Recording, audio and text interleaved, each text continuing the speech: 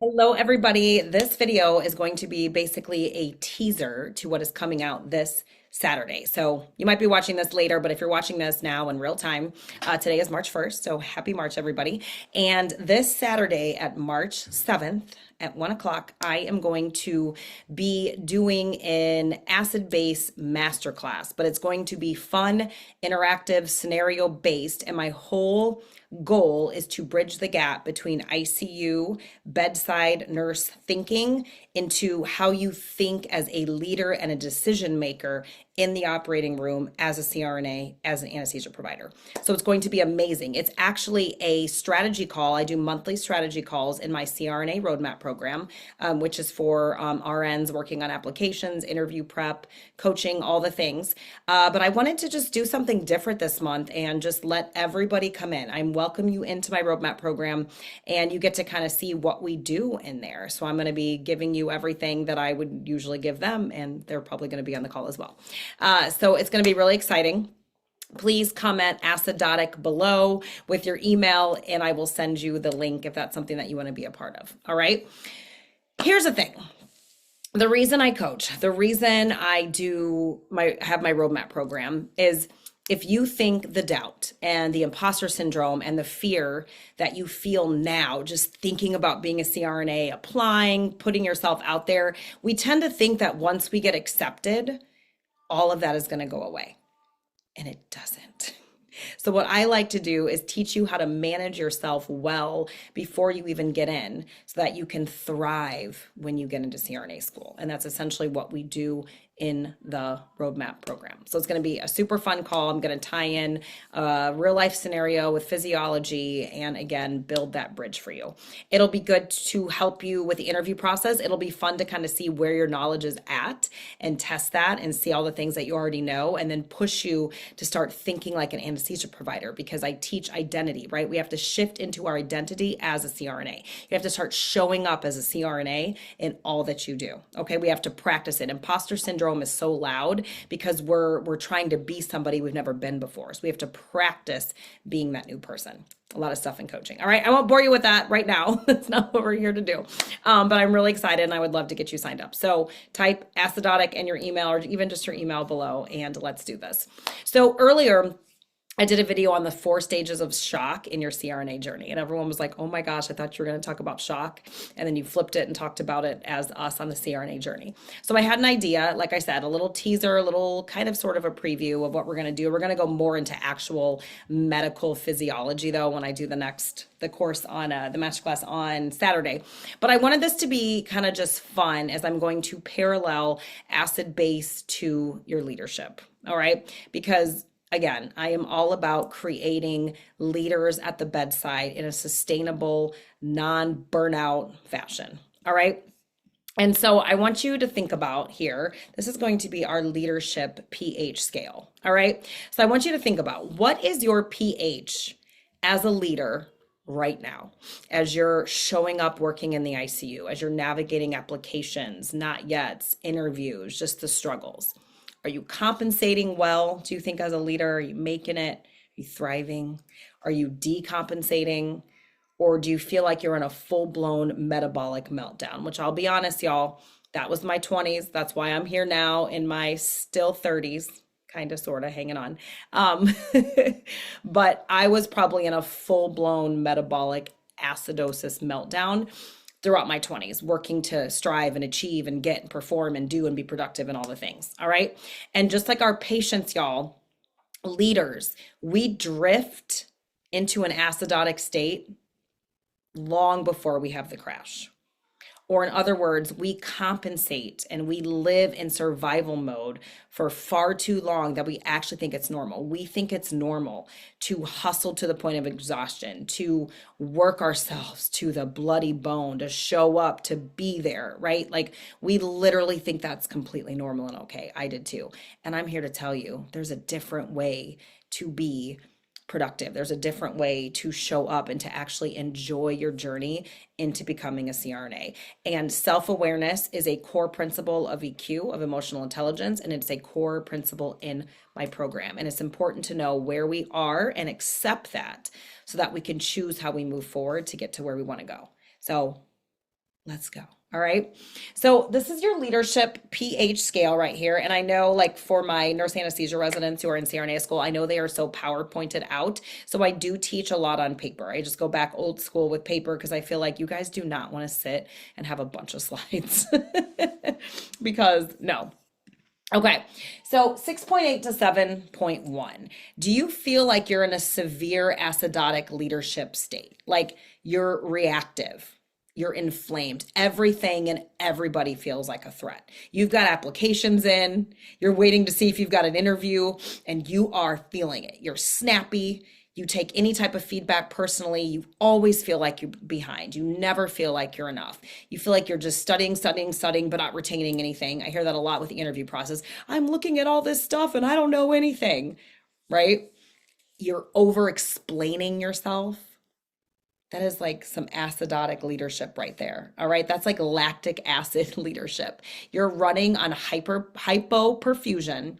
You are in survival mode. And this is the thing. We cannot oxygenate and perfuse other people when we are ischemic ourselves. Period. Yet that's what we do as healthcare providers. And I'm here to create leaders that do something different. Okay? All right, so maybe you're not there. This was me in my 20s. Maybe you're like in a compensated state, right? You're functioning, but it's just a little tight. It's a little tight. You're getting the grades, you're passing the certifications, but you constantly need reassurance. I need validation. I got to have somebody tell me that I'm on the right path. It's going to be okay all the time. Or you're comparing yourself. You're doing the old comparisonitis scroll. Just scrolling. That's why in both my coaching programs, I have Facebook pages. If you want to scroll the Facebook pages because there's good stuff there that's going to feed your mind. It's like mind vitamins versus scrolling, right? And we all do it. Right? But are you stuck in comparison, looking at everybody else, judging them, judging yourself? Like you're just anxious. You're constantly feeling anxious. You're getting by. You're good. Everything's good. But there's this underlying anxiety. And you're like just one bad thing away from completely spiraling. And I will tell you, this is where a lot of high achieving leaders live. This is where we live. This is normal for us, right? Little respiratory compensation, breathing faster, working harder, using those accessory muscles, right? Got to be productive. But we're still not addressing the root. We're still teetering in survival mode. We're not enjoying things as we should. Okay? And how many of you are feeling regulated, feeling clear, grounded, decisive as you work towards becoming a CRNA? You can take feedback without it breaking you. I say in all my coaching programs, if you want a quicker bounce back, come get coached. I make the bounce back quicker. My coach calls it the Tigger effect, right? Love that. You can own, I don't know something without having shame and beating yourself up. You just own it, you learn it, and you move forward. You can prepare for interviews. You can prepare for the GRE without panicking 24/7. You pause. You're able to slow down before you respond instead of being just reactive to everything that's coming your way. And then I'm the victim. Oh my gosh, like none of that. You own it. You take accountability for what's yours. And you advocate from a calm place. This is nice, perfused leadership. We got good oxygen delivery. Our identity is intact. We're leading from here. And this is why I coach, so we can do more leadership actions here versus here. Okay, we're human. We're never going to take away the human element. But if we can live more here and become more aware and do less of this, then yes, that's the kind of CRNA I want taking care of me. That's the kind of nurse I want. It's the kind of leader I want. Or are you not here, not there, but you're like in an alkalotic overdrive? You're over controlling everything and you're almost hyper independent and you're also detached. Because yes, we can be here and we can also swing to the other side. I don't need help. I'm good. I don't have emotions. I don't cry. I'm good. I don't need nothing. Whatever. You seem calm. You seem good, but you're so disconnected. You avoid connection. You avoid vulnerability, which I got another call coming out. We're going to talk about vulnerability. I just sent an email. If you get my emails, I just did a whole awesome mindset sip and shift email on vulnerability as one of the advanced leadership principles that I teach. You avoid that when you're here. Nope, nope, nope. And you've got so much pride and so much ego on not feeling, on not being moved, on being disconnected. You can't touch this. Too much control. And we're not enough integrated with connecting to ourselves, because that's a big part of being an effective leader, right? We are so groomed to produce, to show up at any and all costs. Your eye fell out, you're bleeding, shove it back in, get up, let's go. To be liked, to burn and to churn and to push through, to push too hard. Look, discipline, persistence, endurance all day. But doing it to our detriment is the problem. And the thing is, I cannot change our healthcare system, our broken, toxic system. But what I can do is I can empower you all that are in the system. And you do not have to be toxic just because the system and other people are. I am calling you to higher level ground leadership. Okay. And like I said before, let me be clear, we're going to ebb and flow. We are human, right?